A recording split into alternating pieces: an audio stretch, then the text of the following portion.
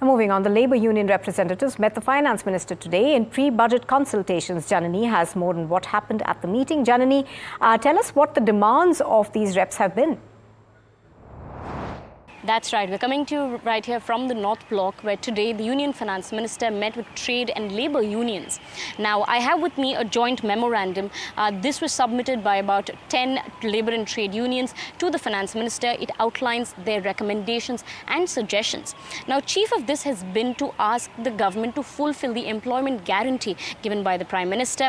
They've also sought for expanding or increasing the coverage of a lot of social security schemes and offer employment opportunities. They have argued that we have over 80 crore workers, and a lot of these do not receive proper social security benefits.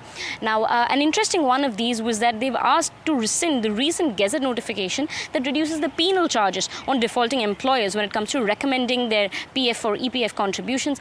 Now, this is, of course, of importance. They've also sought that when it comes to other social security schemes, like, say, for example, the e-Shramik card, they hope that the benefits that come from this would be delivered through direct benefit transfer, much like we're seeing in PM Kisan, where 6,000 rupees is directly remitted to the bank accounts of farmers and agri workers, and this happens in 3 installments for a total amount of rupees 6,000. So these were some of the suggestions that we heard, but largely they've also sought reskilling opportunities as they are facing an increasingly changing working atmosphere and landscape with the inclusion of artificial intelligence. So that's what we're hearing. Tomorrow will be, in fact, the last day of pre-budget consultations the Finance Minister will be holding here at North Block.